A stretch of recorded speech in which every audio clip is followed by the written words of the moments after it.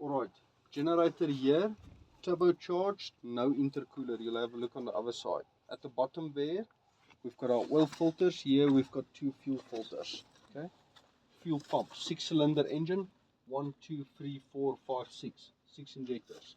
Happy? Got 6 pistons. Okay, fuel lines from the fuel pump. You've got 6 lines running to it. 1 supply line to the fuel pump and 1 return line. Actually got it the wrong way around. That's the return line. Okay, this is the supply line. Okay. This is a factory set engine. Okay. There is your speed adjustment. Okay, you can see the 2 locking nuts holding it into place. Okay. On top here sits the solenoid. Okay, so if I want to start the engine, I energize the solenoid that pulls the valve open. I crank it. The moment it starts, I release the starter motor and I hold the fuel valve open. Okay. If I want to switch it off, I remove power from the solenoid, loops, it closes the valve, engine switches off. Happy with that? Same again, jacket water heater there at the back, water lines in it, and I'll cover that now when we go through it. No intercooler. Now my thermostat sits below here. Okay. Happy? You can't see very well, but your water pump also sits in this area. Okay, behind the covers, so the thermostat will start opening and closing. If it heats up, opens up, allows water to go into the top of the radiator, and then the cold water coming into the sitting here. Happy. Okay, happiness. Keep in mind, this fuel pump I cannot take off. Okay. One thing that we haven't discussed. Okay, can you run a generator out of diesel? No.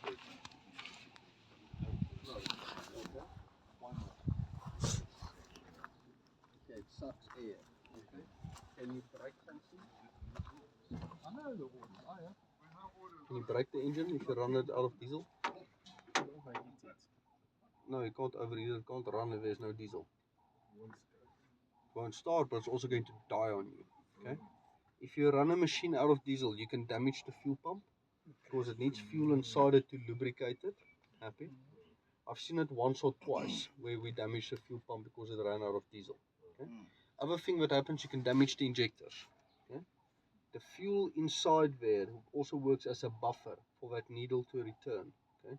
On the mechanical engines, not that bad. On electronic engines, remember it works with a solenoid and a spring. If there's no diesel inside it, it hits that needle to the front again. But there's nothing to slow it down because there's no diesel. Okay. Saw a Volvo the other day. We found the needle and everything inside the combustion chamber. Okay. Because it damaged the tip of the needle and damaged the tip of the nozzle. Okay. You never want to run out of fuel. Okay. Happy. That's why we've got fuel level sensors and low fuel switches. Okay. If the fuel level starts dropping, we kill the engine, we switch it off before we run out of diesel. Happy. Also, when you run out of diesel, how are you going to start it? You can't just refuel the tank because your whole system is full of air. Okay? You need to bleed it. You know how hard work is that? Okay? Some engines, nice and simple. Now this one, let's see where it is. So if you have an 100-ton valve, will you be able to bleed it? Yeah, because the 100 is a one-way valve. Okay. Oh. So when we bleed it, typically I would like to remove the fuel filters and pour fuel into them. But you've always got a possibility of damaging a gasket when you take them off. Okay, you can't take it off with a tool. Okay, because if you use a tool on the filters, you damage the filters. Happy? The problem is I've got fuel inside here. Now some of the engines, is there a priming pump on that side? Is it there? Okay, we'll have a look now. You've got a small little priming pump. They call a priming pump a lifting pump or a pussy pump. Okay. The purpose for that pump is when you're doing services, okay, you change the filters and everything to pressurize the system. And when the engine is running, it helps to lift the fuel out of the tank to get it easier to your fuel pump. Keep in mind, the purpose for a pump is to pump, not to suck. Happy? So the lifting pump is designed a little bit other. It's designed to lift the fuel to suck, but it can't give you pressure. Okay? That is what the fuel pump is there for. But that little pump is not designed, okay, to prime engines if I ran out of diesel. Okay? You can do it with them, but you're going to stand here and pumping for hours. Okay? but in any case, that's what you've got. So we fill the filters, everything, we prime it. Then we loosen the injector lines here. Happy? Because that air needs to go somewhere. Okay? And then we keep on priming it, and then we crank it. Okay? To assist a little bit. But keep in mind as well, you can't crank and crank and crank. You're going to destroy the batteries in the starter. But we try to get all of the air out, and then we tighten them up again, and then we start it. Happy? Alright. Now, on your filters where you've got little bleeding nuts, okay, and on the fuel pump you might have one as well, okay. Leave the fuel pump alone, okay. Do not fiddle on the pump because you do not know what is what. Happy? If you're going to start turning on the pump, you can start changing the amount of fuel it's supplying. Happy? If you got the manual for the fuel pump and you know what's going on, by all means work on the pump, okay. But for my technicians, fucking leave the pump alone. Okay, if you're not a mechanical guy and you don't know which is which, don't fiddle. Okay, happy. You can make the problem worse. Okay, happy with that. So here you can see there you've got an adjustment knob. Okay, there you've got one as well. If you open that, you'll see some things as well. But which one do you turn now?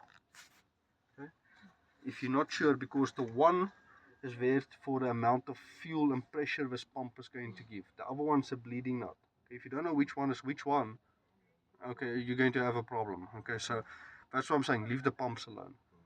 If you need to fiddle on the pump, Google the rating plate or the nameplate so that you can get the manual for the pump so that you can figure out where you can fiddle. Okay, but if you're not sure, be careful. Okay, happiness. Okay. Alright, that's this side of the machine. Let's look at the other side.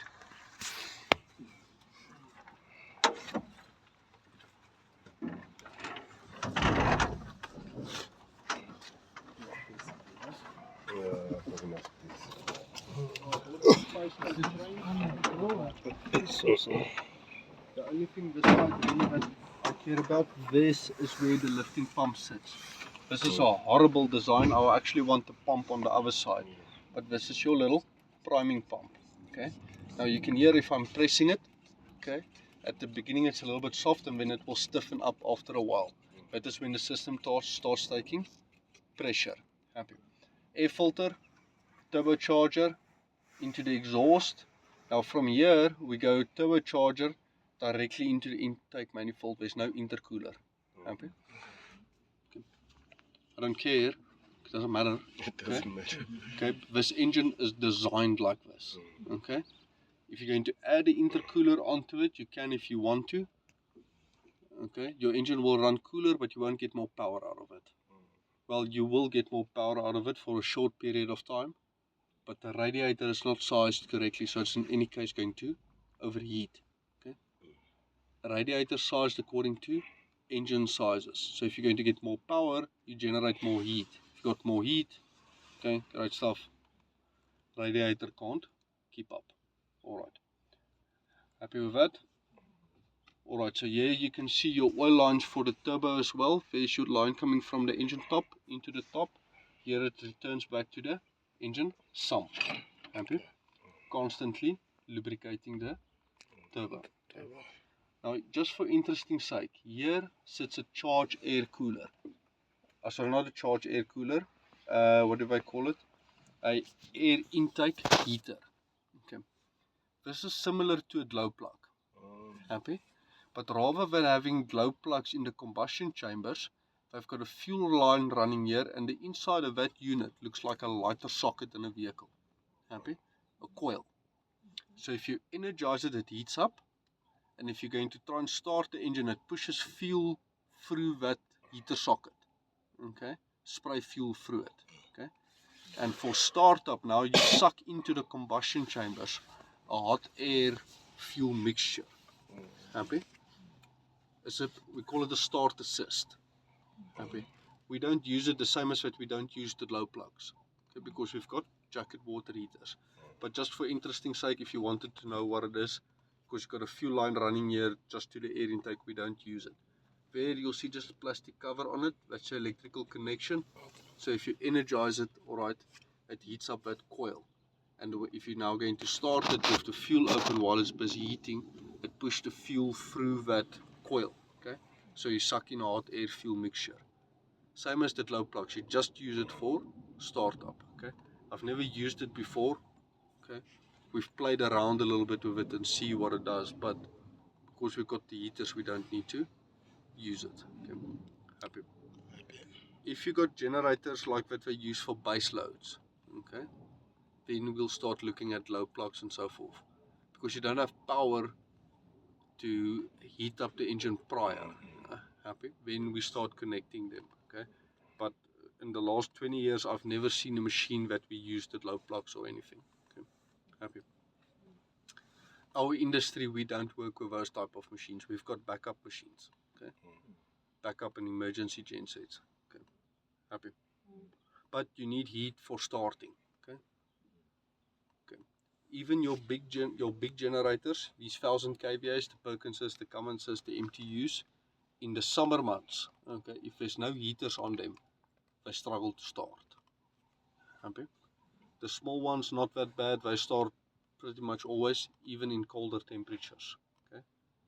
But the big ones doesn't like cold starts. Okay.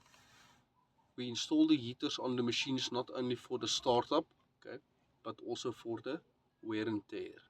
Okay. Okay. You need a heater on a generator. Okay. You can go without it, but it's a risk. Okay. Engine is not going to last as long because you got excessive wear and tear. Okay, and struggles to start. Keep something in mind. Okay. When you start the generator, happy? How long does it take before it takes load?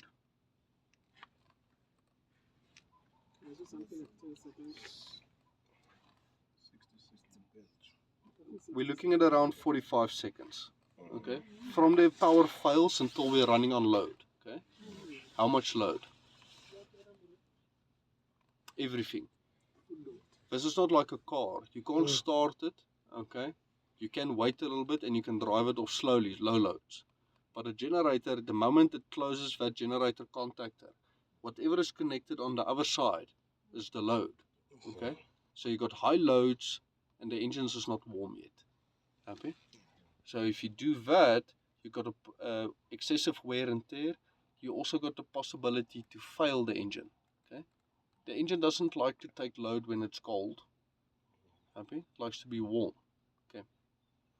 Think about it like this. Who's the fastest guy in the world? Usain Bolt. Usain Bolt. Okay. So he can make it from here to the gate. Let's say the gate's 100 meters in less than 10 seconds. Happy? Okay. But now imagine Usain is sleeping here next to the side. He's lying on his bed. Okay. And I go to him and I kick him. It's like an, oi, gate. 10 seconds, make it. Yeah. Is he going to make it? No, you But won't. that's the same what you're asking from the generator. Happy? Usain needs to stretch a little bit and warm up. Okay. The engine the same. Okay. You need to give it a little bit of time to warm up, but you can't give it too much time. Okay, because you need to switch the loads on. So we install heaters. Okay, to assist so it is ready to go as quickly as possible. If you don't warm it up beforehand, you need to take longer before you put the load on. Okay, can you wait longer? No. Okay, happy. So we stick heaters on the machines. Okay, happiness. All right. So this is a demo type.